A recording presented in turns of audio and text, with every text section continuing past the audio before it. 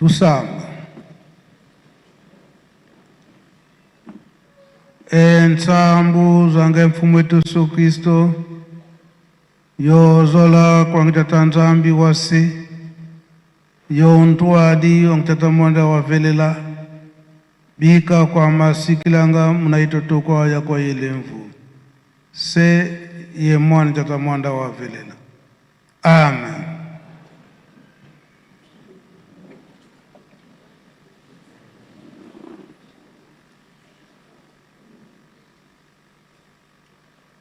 O nkombo ya tata ya mwana pe tata mulimo santo. Lelo tozali na mukolo na inga. Le 9 août 2026. Tolandi matei na biso denge bautikote ya biso. Banda na banzembo, nakati na mabondeli, pe oyo euti na mukanda ya tata Nzambe. Na ntango yo tata Mukonzi Abule papa Simon Kimbangu Mukiangane azali kosenga biso tozala bana botosi.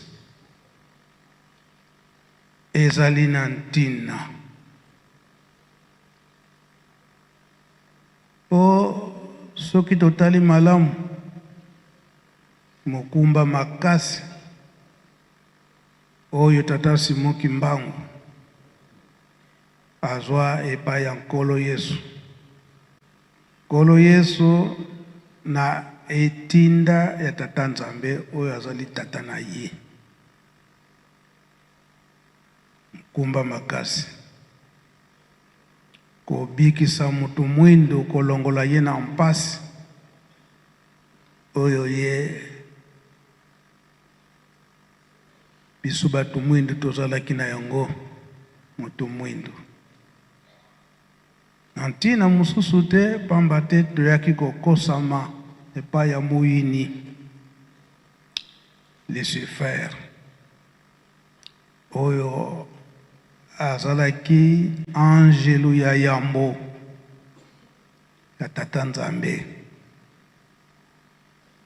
oyo ye amisanaki na tata Nzambe. Komesana tata Nzambe nde ayaki kokoma lolendo pamba te emonanaki eke ye asa pene tata Nzambe maso eza pai na ye. Kasi teke pakotangilaka biso na mukanda na tata Nzambe lolendo wana ekomaki ete tata Nzambe atinda ye na nkolo Yesu na tina ya likambo. Likambo mususu te ya kotambusa biso batu. Kotambusa biso batu. Angelu ya yambo Lucifer nde azali kotambusa bango nyonso balandi na nsima na ye. Andimaki nkolo Yesu.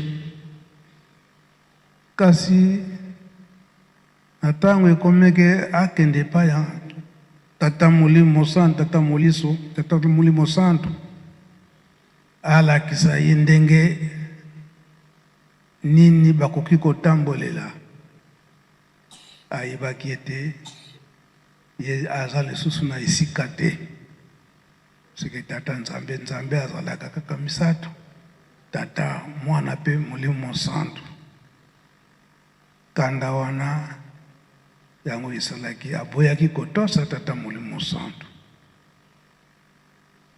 Boye ya tata Molimo Santo papa Simon Kimbangu banda 1887 e bandela musala na 1921.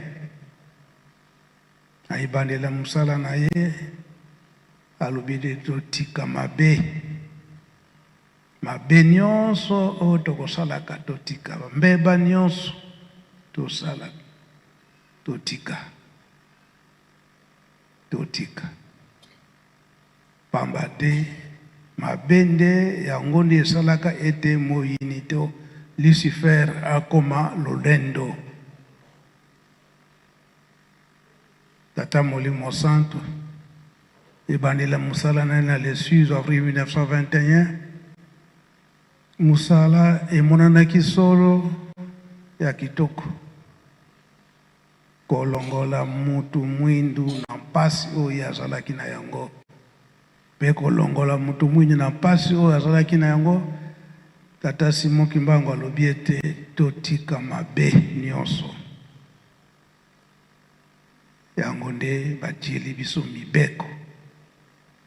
mibeko oyo baza kotangela biso ya 10 commandements oyo eza na kati na Bible pe 12 principes ya lingomba oyo bazali kotangela biso totosa. Papa de Alongana alobi ete libunga nyonso ezali lisumu koloba ete ata mobeko moko koki kolongola te. Kasi ndenge elobamaka ntango nyonso Tata Molimo Santo amemeli biso pole, kasi biso tolingi kaka kotambola na molili. Tata Simon Kimbangu watu nati na ntemo twayambola mavanga mahonso na mambi kanti beto tuzoleleka kama mavanga matombe. Mavanga matombe imana nza ya belela mfumutu Yesu Kristo bana kunkomela na kulusu. Mavanga matombe imao benda fundi la Tata Simon Kimbangu musavo ndio ukutusimini katuvangile kama mbiko. Tata Simon Kimbangu sikangama kansi bankaka kala munantangu yina mukangamane wele nkiwu tusisili mahonso no munkanda nzambi. Nkanda nzambi unu kiki Papa Simon Kimbangu kyangani kata kutuvutu diladiaka mana masisi di bamasi. Mana masisi di bamasi. Unu lumbukia lumingu. Kimone kene lumbukia vwa mungonda ya nana. Muna nite Papa diangenda kuntima. Muna 1939 ikina Tata Simon Kimbangu kaza kumonekana kuna boma mkuntela vo tuka muna lumbukia unu zaya ngavo muno kisiki kala diakako ukikala ko muna ntangu yina ngeyesi watu adisa dibundu. Ngeyesi watu adisa dibundu. Tata Simon Kimbangu diangana o Papa diangene diangana onga tata bampangiza mizenena evo kya bantu bo bahonso no bakangamane yako benena kanti emonombe yakini mwana fyoti katu kitinu kya mazulu kakena kuvubu mwana fyoti vonsololo yizi di munangeye kaka. Tata kanti bampangiza zenena idini na wangani na nkumbwa Joseph vongindu divo Joseph munakanda dia bayuda watekwa kwa mpangizani. Tata Simon Kimbangu ya nkatu munangeye di kuba mane kumoni hongako monongena yesi akala ya kuntangu za honzo. Tolobieke Papa Simon Kimbangu lelo le 9 août na 1900 39 alaki mwana na ye papa de ngenda kuntima ete zela ngai na 17h tokokutana wana papa Simon Kimbangu aza na Lubumbashi le 9 août 1939. Kasi papa de ngenda kuntima asalaki manso kokutana na tata Simon Kimbangu na likambo nini azali mwana likambo nini nasali epai ya tata tokutana papa de ngenda kanisi banda mwana na ngai papa akoka kosimba ngai te kasi sikoyo tokutana ndenge nini tokozalela papa Simon Kimbangu ayebisi eke na 17h esengeli tokutana esika oyo abandaki kokutana wana papa kisolokele na ye papa ngenda kuna na boma na colonie scolaire na ntango wana ezali kokende ngonga ezali kokende kasi ndenge ye papa ngenda alingaki mingi kobeta bal azalaki pe capitaine équipe moko ya oyo bana kobenga kuna na boma pade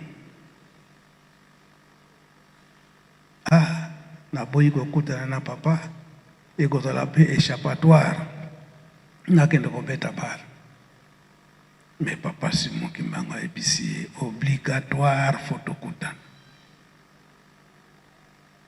Eh bien, rengene na ba 16h wana akei poete esika bakobetela bal kasi na motema alobi ete na ye koasiste na match poete nakima ndenge nini tokokutana na tata kasi équipe adversaire na bango bautaka na Matadi baye ko marquer but siko ye capitaine batnyusu balobi yo capitaine lokola obeti match te tala ndenge nini bazokoganye biso kaka na ngonga oyo esengelaki bakutana na tata na ngonga wana ndi bamarke bango bi ye pandimi poete akota na kati ya terrain abeta bal pote balonga ajibi nyonso basepeli kasi genou elongwe na place esengelaki akokende na hôpital 17h kuna nde bakende kokotana na papa Simon Kimbangu ayebisi ete oyo nga napekisaki yo kasi yo oye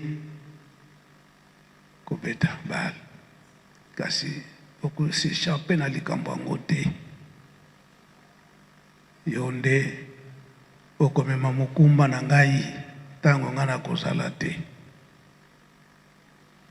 E bon papa de ngenda alobi papa bayaya bazali mpe bato bakangami na yo bazali ndenge nini ngai oyo akopesa nga mokumba makasi boye Nzambe aponi kaka yo nde okozala mokonzi ya lingomba soki lingomba ebimi libanda yo nde okozala mokonzi ya lingomba.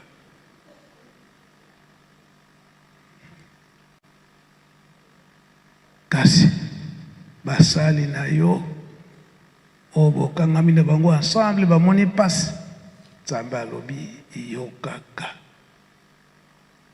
yo moto kobanda kotambusa lingomba yo pe okosala manso po ete lingomba etongama. Ndenge tutaki koloba makambo nyonso papa Simon Kimbangu na bokangami na ye eke manso soki kokoso ezali botala na kati na Bible esika wana na mokolo na lelo na le 9 pardon août ya 1939 nde papa Diangenda ayaki kondima likambo yango pe ntango wana tata na ye abandaki kosimba ye te babandaki kosimba na te kasi na mokolo wana lokola genou elongwaki na sur place tata na ye asimbi ye asalisi ye abiki esika wana bamope ndenge bamonaki eteke abukani bamemi na hôpital batia ye prêtre ntango bakutani na tata na ye tata papa Simoki Mbangu asimbi ye abongisili ye na tongo baya kotala papa Diangenda si atelemi abandi kotambola mais Joseph mais obukanaki mais ndenge nini otelemi no esi nabiki na ngai natikali su malade te balongoli prêtre batala ata pota moko ezali susu te Joseph osali nini po ete pota ezala te mpe obiki otikali susu ya kobukana te ya yebisi bango kaka ke les premiers médecins c'est Dieu nzambe moto asalisi ngai donc bozo kokontinue makambo tata na bino Kimbangu yango tokoyembaka te nzambe akokweyaka te nzambe akokufaka te nzambe asalisi le 9 août 1939 koloba ete lingomba ekoki kokufa te lingomba pe ekoki kokweya te lelo oyo touti kolanda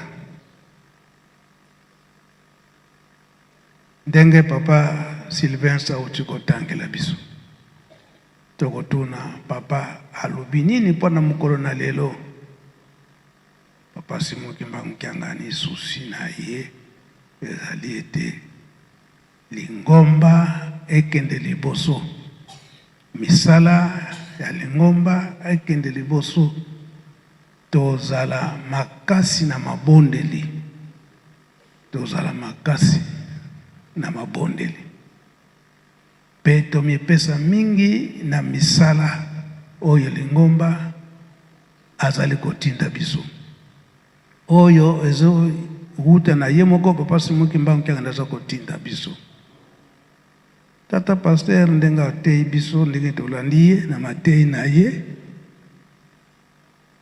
ezali kokende kaka na musala makasi oyo papa Diangenda andimaki aye kotangela biso makambo ebele kasi na esika moko aye koloba ndenge ezalaki na le 4 août ndenge papa Simoki Mbangu alakisaka papa Diangenda bato oyo bakosala na ye bajeune ezali nde biso oyo ndenge tozali awa na le 4 août wana 1951 bokutani ya papa Simoki Mbangu na papa Diangenda aye korapele ye oyo mazalaka na le 9 août 1939 okolonga kasi a part mibeko oyo bapesi biso na kati na Bible yo pe na pesi yo mibeko mitano yango oyo soko osaleli yango pe oyo kati ya Bible le 10 commandements wana okolonga yango pe biso mibeko oyo lingomba apesi biso les 10 commandements oyo bazotangela biso na kati na Bible pe baprincipe nyonso oyo lingomba les 12 principes bazopesa biso soki totosi nde tokolonga. Yango nde esika wana toza koreprendre eke liboso tozala makasi na mabondeli mpe totosa mibeko nyonso wana. Yango na kati na Bible tomoni eke Tata Molimo Santo Papa Simon Kimbangu Kyangani asengi biso $5. Mena $5 wana asengi biso likambo mosusu te mpona botongi Yelusalemi. Mpe tolobelaka yango ntango nyonso likambo ya Tata Nzambe ezalaka na ntango na yango. Na ntango wana apesi biso mosala esengeli tosala. Ntango apesi biso ya kosilisa esengeli biso mpe tokoka kosilisa. Likambo ya Tata Nzambe botosi. Yango na $5 wana tokosenga Papa Sylvain ozonga awa na chapitre oyo Tata Molimo Santo apesi biso Papa Simon Kimbangu Kyangani na tina ya $5. Ezalaka na ntango nini oyo bana Israel Tata Nzambe asengaka na Moïse bopesa basekele na mwana moko ya Israel. Na ntango nini basengaki bango sekele wana po esala pe nini. Yango Tata Simon Kimbangu Kyangani aza kosenga biso lelo. Pe na kati na chapitre kaka wana mususu Papa Simon Kimbangu Kyangani apesi ezali ete toza kotonga lingomba. Kasi tozali kotonga lingomba biso nyonso tomipesi mpona kotonga lingomba. Kasi ndenge toza kolanda bapapa bandenge baza kotinda biso batu na makanisi na bango na botongi ya lingomba. Batu na makanisi na bango. De chapitre wana yango nde Papa Simon Kimbangu Kyangani apesi biso na mukono na lelo. Na bikatele ndenge baza kokatela biso pe na misala ndenge bazali kotinda biso.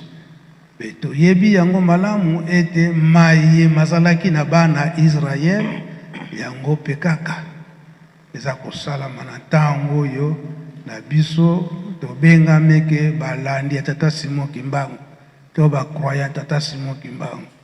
Topesi nzela na Papa Sylvain atangela biso ba chapitre wana pe olembolela biso yango Papa Simon Kimbangu Kyangani alingi koloba nini.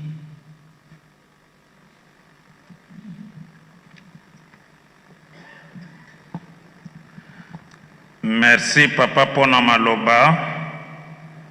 Tokotanga pe tokolimbola ba chapitre oyo Tata Mokonza Bule Papa Simon Kimbangu Kyangani Nzambe Molimo Santo apesi na biso pona dimanche à lelo le 9 août 2026. Des passages bibliques Papa apesi biso ya yambo ezali Exode chapitre 30 verset 11 à 16. Exode mokapo ya tuku misatu nzela ya zomi na moko kino zomi na motoba. Deuxième passage ezali Jean chapitre 6 verset 25 à 27. Mokanda ya Yohane sango malamu ya Yohane mokapo ya motoba nzela ya tuku mibale na mitano kino tuku mibale na sambo. Toko banda na Exode 30, 11 à 16. Tozali na version française, moto na moto akotanga oyo azali nango na maboko na ye. Totangi Exode chapitre 30 verset 11 à 16 na kombo na Tata Mwana pe Molimo Santo. Na motu ya mokanda balobi l'impôt pour les sanctuaires. L'impôt pour les sanctuaires. Le Seigneur dit encore à Moïse, lorsque tu feras le recensement des Israélites, chacun d'eux me payera une taxe destinée à préserver sa vie, afin qu'aucun fléau ne vous atteigne pendant le dénombrement. Tozongeli, le Seigneur dit encore à Moïse, lorsque tu feras le recensement des Israélites, chacun d'eux me payera une taxe destinée à préserver sa vie, afin qu'aucun fléau ne vous atteigne pendant le dénombrement. Chaque homme astreint au recensement donnera une pièce de 5 grammes d'argent, selon la moitié de l'unité de poids en vigueur au sanctuaire.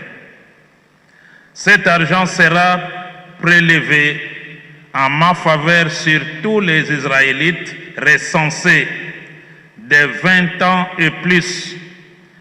Un riche ne versera pas davantage, ni un pauvre moins que 5 grammes d'argent. Chacun versera à ma faveur les montants indiqués afin de préserver sa vie. Quand tu auras recueilli tout cet argent des mains des Israélites, tu l'utiliseras pour l'entretien de la tente de la rencontre. Je me souviendrai ainsi des Israélites et je protégerai leur vie. Na kombo na tata mwana pe molimo santo.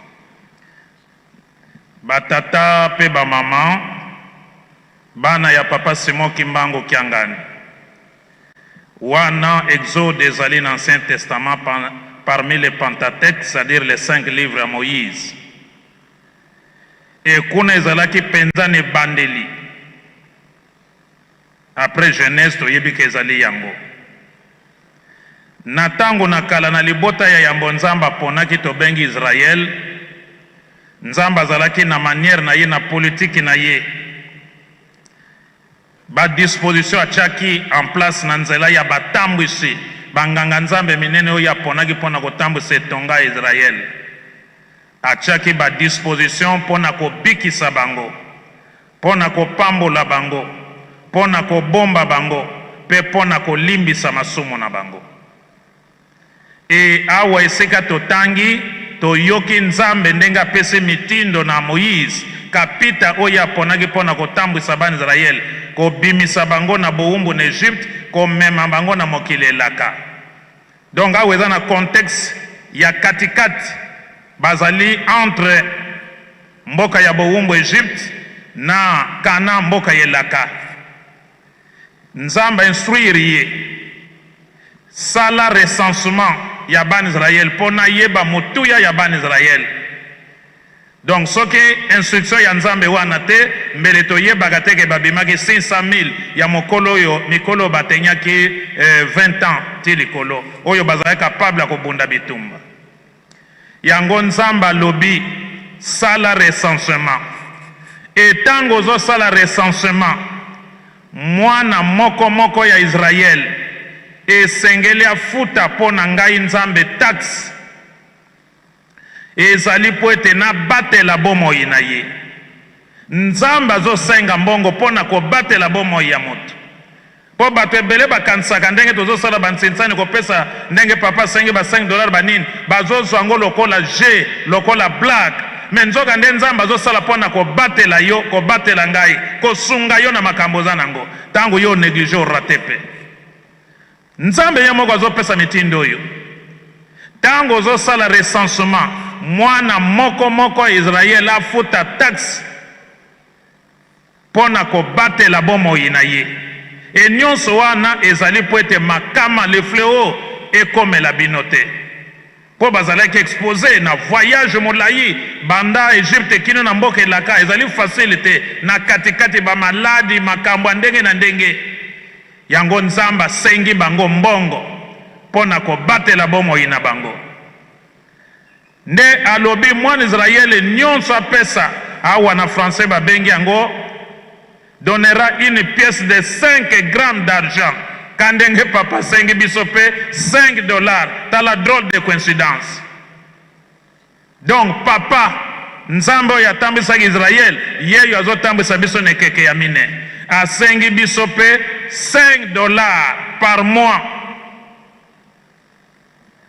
Yango kuna lobi nini? L'unité de grammes en vigueur au sanctuaire. Cet argent sera prélevé en ma faveur sur tous les Israélites recensés de 20 ans et plus. Otali nzamba lobi mbongo wana ezali en faveur nanga. Po bato ebele bakansaka nzambe zaka na posa ya mbongo te. Nzambe ya solo mbongo osana ngo nini? Mazo senga elembo moins fort ya yo mondimi.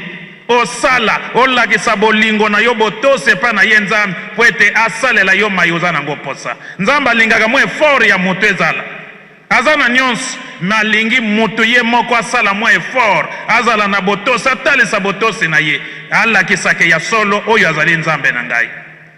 Nzambe alobi mbongo wana ezali en faveur na ngai e mwana nyonso ya Israele recensé oyo bakosala recensement banda na 20 ans ndenge tolandaka ngo na bamatei na histoire na introduction ya Exode oyo babengi fondation nde apesa 5 pièces ndenge papa sengi biso $5.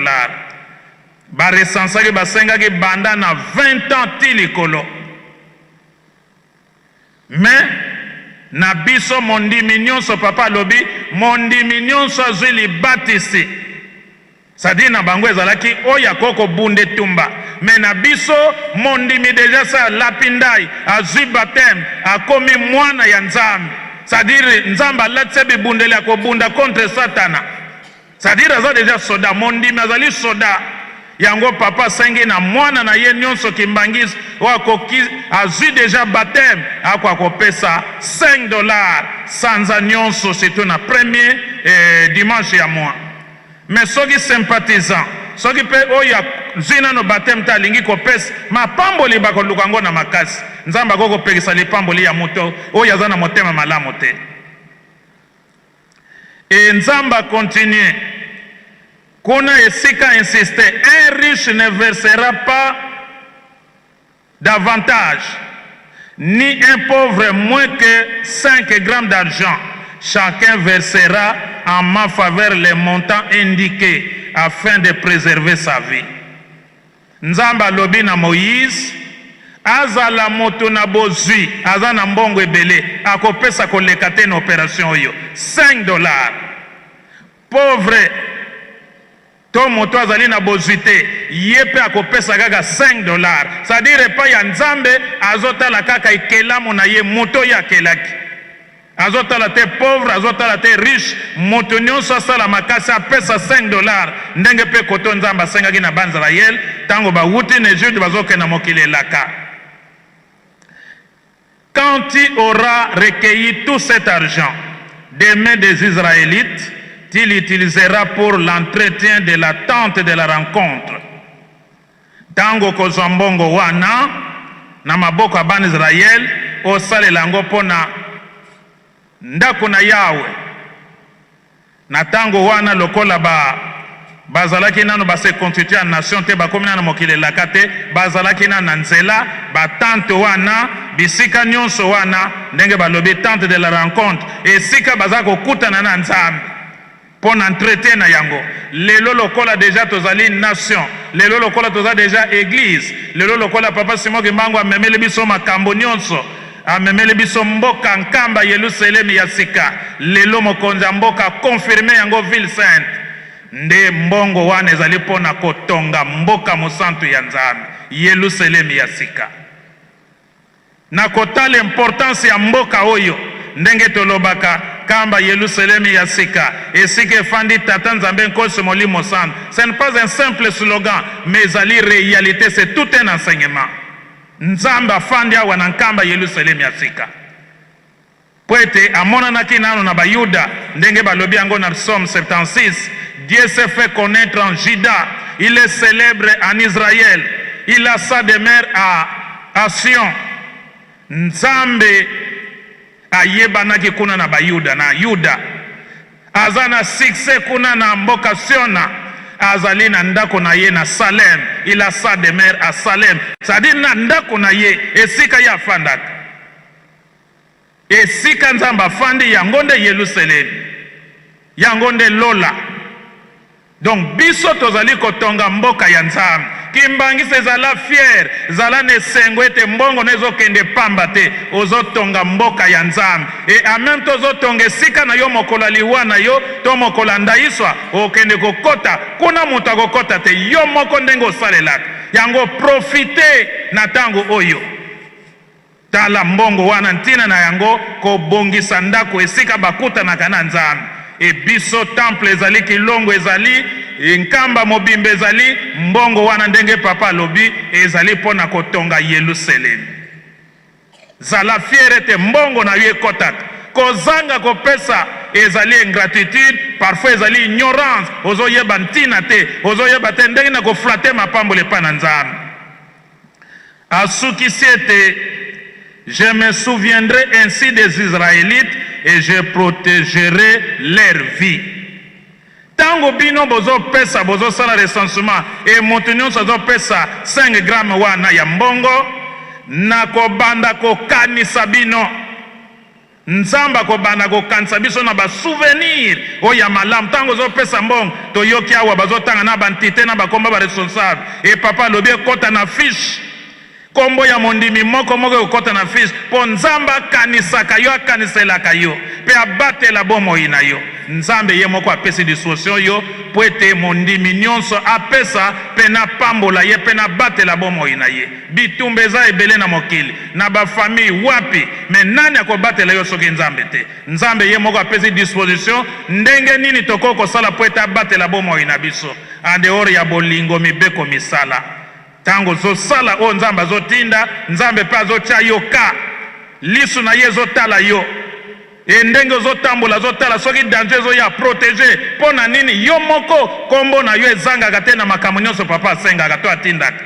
Ne tango yo zo pesa te c'est-à-dire zo loba na papa ko kipenga ite et tango nzamba kipe yo te nana okipe yo si Satan et tango Satan kipe yo suka kozala nini yango bana ya papa Simon Kimbango kiangani toyeba ete nzambe na biso ye wana tambwisaki Israel ndenge nzembo moko na lingombe yembaka ye wana tambwisaki Israel asengaki bango sekele to 5 grammes ya mbongo.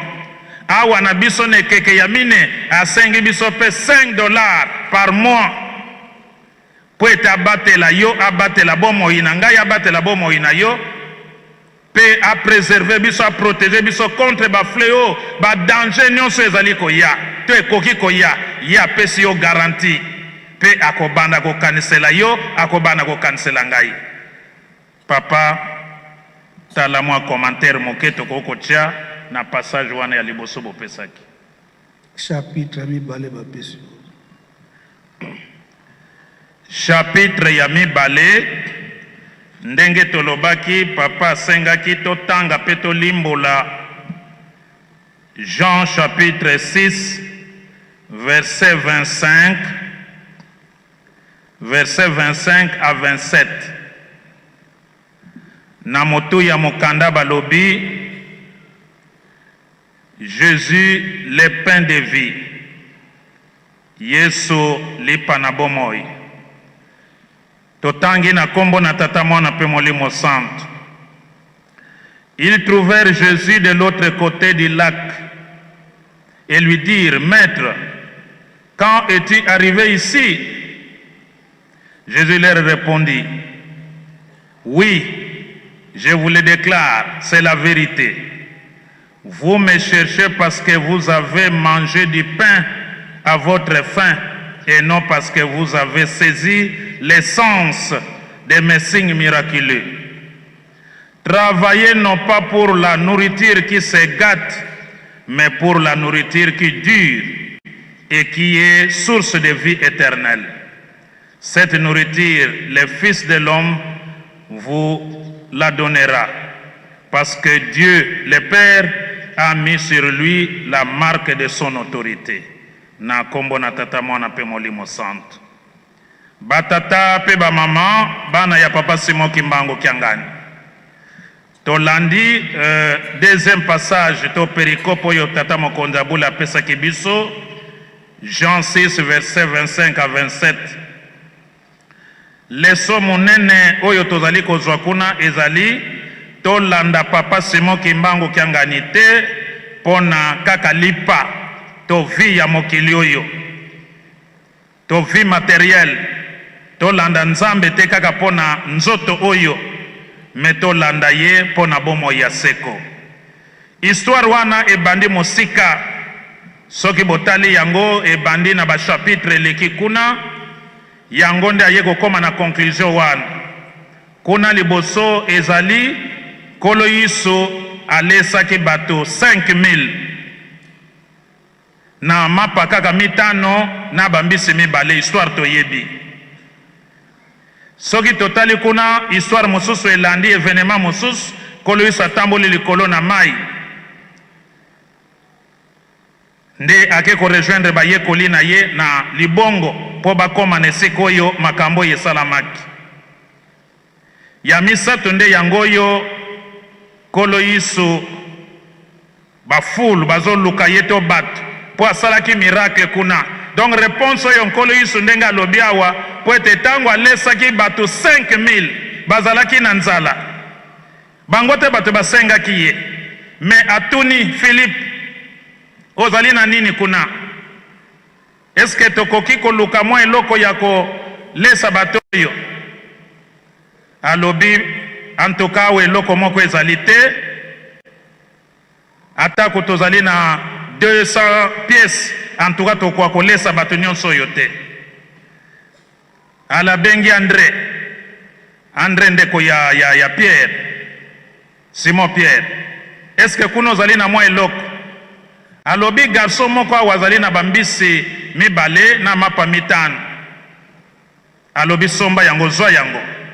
Nde nkolo Yesu apambolaki yango ekomaki ebele bakati bato nyonso bale batondi ebiloko etikali. Ayebisi bango bo lokota nyonso wana bochango na kati ya basake loko moko etikala te. E basang ba lokoti ba morceau nyonso etikalaki balobi na français courant wa 12 corbeilles lokola basaki 12 mobimba. C'est-à-dire bato baliaki batondaki yango yetikalaki nde basangisi ndenge tozalaka na communion et surtout que nkolo Yesu apambolaki yango balingaka te ata mwa ndambo etikala. Il faut que lembola meme ndambo ezaka na maboko. Alobi nde na tango wana lesi bango akei poko eye bayekoli bazwi bak to masua bake sengelaki bakende na ngambo mosusu ya lak. Bamonaki kaka nkolo Yesu moto plutôt bayekoli bato bakotaki bakei nkolo Yesu amataki na masua wana te. Donc bato nyonso bayebiki nkolo Yesu aza na biso elongo. Et bango bakei na boato ti bakomi kuna liboso pembeni basali déjà 5 ou 6 kilomètres. Mbonge makasi mopepe ye bazali kobanga. E nkolo Yesu abandi kotambola na likolo ya mai akomi pe pembeni na boato na bango babangi balobi kobanga te ngai nde nga maître na bino nkolo Yesu. Balinga bakene kozwa ye po eta kota na boato na bango bakomaki déjà na mokili nde bango nyonso balekaki. Bato tango batikali na sima kuna baluki nkolo Yesu po balanda ye kaka bamoni ke kolia ezali na nzoto na ye. Baye ko se rendre compte que azali susu na biso te donga ke na ngamo mosusu a Capernaum. Yango maswa ezalaki wana esika miracle wana esalamaki ba maswa yaki ebele ba koti bango nyonso ti balandi ye. Yango nde boyoki réponse oyo nkolo Yesu apesi par rapport na likambo wana. Nde batuni nkolo Yesu motuna. Nde balobi awa, ils trouvèrent Jésus de l'autre côté du lac et lui dirent, maître, quand es-tu arrivé ici? Batuni memokonzi, yo komaki awa tango nini tozo luka yo kuna, tango nini okotaki na maswa biso tomonaki yo te. Yango nkolo Yesu apesi bango réponse était. Jésus leur répondit, oui, je vous le déclare, c'est la vérité. Vous me cherchez parce que vous avez mangé du pain à votre faim et non parce que vous avez saisi l'essence de mes signes miraculeux. Ya solo, bozo landa ngai mpo na intere ya molimo te me mpo na nzoto bolandi ngai te mpo na eloko ya molimo oyo nazali nango me bolandi ngai mpo ete boliaki mapa mpe botondaki me bolandi ngai te mpo ete bocomprendre sens ya bilembo nasalaki makambo esi nasalaki.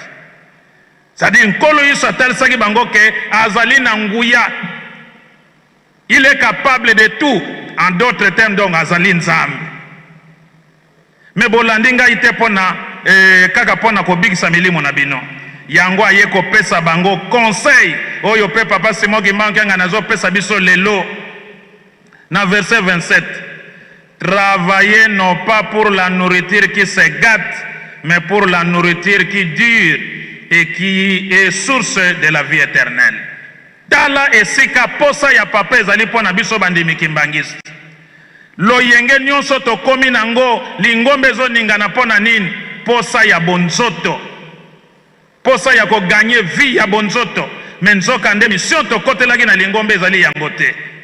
Tolongwe na molongo na nzela ya solo tozalaki nango tokomi na mission musu tokotelaki na lingomba. Le but de notre foi c'est le salut de nos âmes. Ntina tondimela pona kobikisa milimo na biso selon 1 Pierre chapitre 1 verset 9. Tondimela ki nzambe tata kimbango tata nzambe koso molimo sana tozwa libatis tomipesaka po milimo na biso ebika yango nkoliso alobi awa.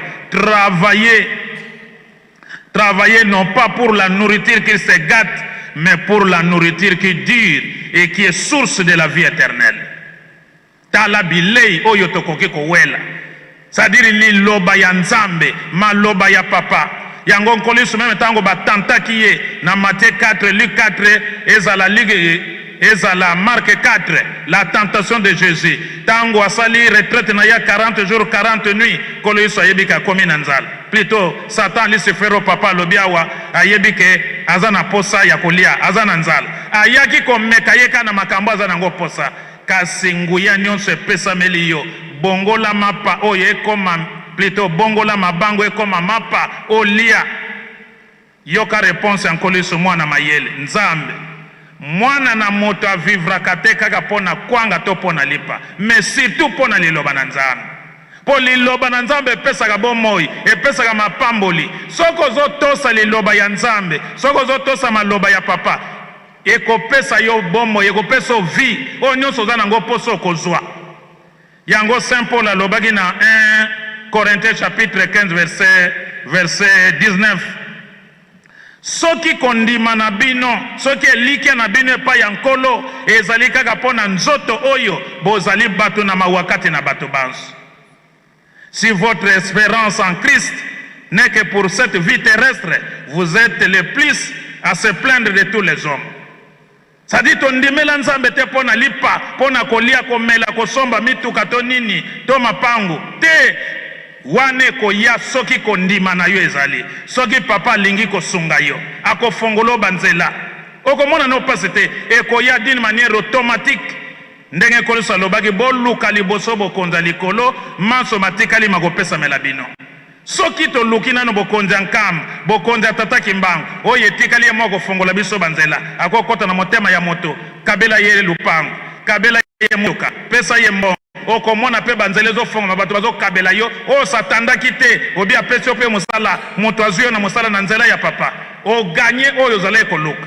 Me lelo nini ezali komonana moto nyonso akoluka aganye vie azwa mbongo azwa mapango azwa bamituka azwa nini parfois detriment ya nzambe mokolo gomba ebiloko wana ezosepelisa papa te. Yango tokomi na bamontage balukuta oyo kuna longwa nga na kota obie moto na nga kandida na nga leka po ete na banda kozwa nsima na ye. Yango tozomona bitumba nyonso na kati ya lingomba mpona makambo nkoliso alobaki bozolanda ngai te pona basigne oya miracle nga nasali me bozolanda ngai po boliaki pe botondaki.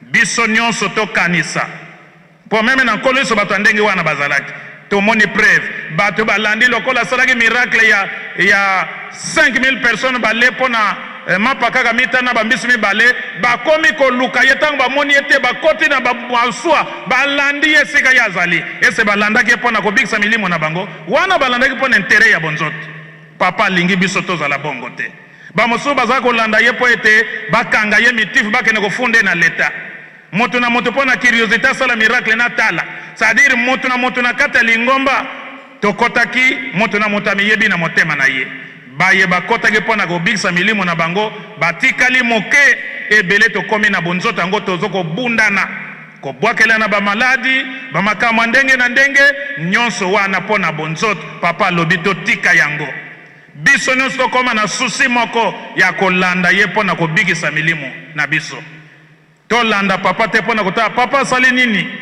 ndenge toyokaki ye kuna bato bazoloba ke papa koti na ndako papa azobela yango asalaki démonstration banani bayebisaki bato wana sika biso bakembangi tofani na nkamba mais papa conseil direct alimbolaka biso papa aza na charge ebele biso bato tozwaka parfois chance kokota kuna tozomona ndenge azoyamba bato parfois tina 0h 23h mokolo mosusu ayamba biso na 23h metango yo moni papa libanda te azobela papa boye banani bayebisaki bato wana po papa asala reaction wana si biso bakembangi tofani na nkamba omoni eso oyaki mpo na kobikisa molimo na yo donc toyaki mpo na mission wana kotala papa alobini oyo nyonso tozomona bareseau sociaux bato bazosala bemission kokritike kokondane si biso bato tozopesa bango matière donc mutu na moto azosala mission ayelaki na kati ya lingomba yango papa alobi soki oyaki na mission ya mabe peut-être oyebaki te obi batindaki yo kotinda me ndenge okomi na nkamba ndenge okoti na eglise kembangisi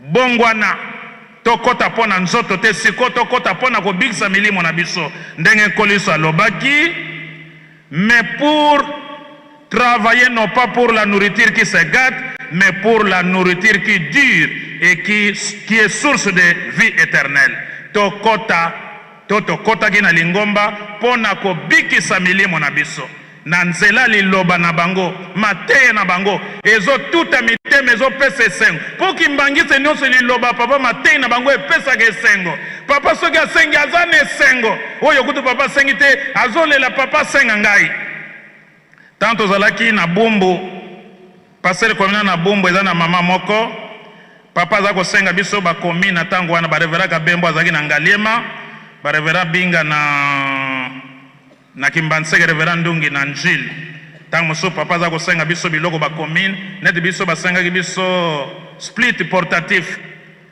ale namoni ke oyo eza nango biloko ya mike naponika kelke bandimi oyo namoni ke aza capable ya kopesa $100 même $50 to 10 na sélectionne bango topesi bango likambo mama moko abotaki azaki na wale mama dudu nakotangaka kombo na ye ye atekaka na wana zando mais azalaki na wale na mwana na ndako nga na chaki na classement te namoni ke aza na ye na wale nayoki abenga na telefone papa communal nayoki papa asengi eloko boye osengi na baninga mpo na nene oteki ngai atako naza na wale me biloko na ngai bazotekela nga na zando nga mpe tia kombo na ngai tala marka bandimi papa azoluka tala marka bandimi papa azoluka baye bazocomprendre baye bakotaki mpo na kopesa ye maboko nakanisi batata mpe bamama tokende komedite na mozindo passage oyo papa apesi biso to bapassage oyo Exode 30 verset 11 à 16 mpe Jean chapitre 6 verset 25 à 27 omituna okotaki na lingomba mpo na nini ese okotaki na lingomba mpo na kobikisa molimo na yo mpo na kosunga papa obi okotaki mpo na koya mpo na intere ya bonzoto mpo na kozala surete kotala papa asali nini mpo funda na leta mpo opesa na bato ya bemission basalaka bemission kotuka kofinga soko okotaki mpo na mission wana bongwana biso nyonso tokota mpo na kobikisa milimo na biso mpo na kopesa papa maboko papa na suki nano wana na kombo tata mwana mpe molimo santo. Merci tata pasteur okoki kozonga na yo koloba ete susi ya papa ezali eke biso nyonso tokoka kobika misala oyo bazali kotinda biso ezali ete milimo na biso ekoka kobika. Pe papa Fumalongo, papa diangenda kuntima luba kiete, tao tozali kotonga Yerusalemi, tozali nde kotonga bandaku na biso, oyo kotoko ya kofandila na kati na Yerusalemi. Bandaku ya molimo. Pe na deuxième chapitre, ndenge papa pasera uti kotange la biso, elobi ete tokolandaka Tata Nzambe mpona kobikisa milimo na biso. Yango nde bango balobi ete toluka nanu bokonzi oyo ezali ya likolo, bongo nde ya se ekopesamela biso. Maso wana ezali na kati na bolingo mibeko pe misala onkombo Tata Mwana Tata Molimo Mosantu. Amen. Pika twakubike no moko twatonda lusia musu tutambuli kwa sedie to wanzambie to muzola kwa seye mwana ye Tata Mwanda velela munkumbu ase ye mwana ye Tata Mwanda velela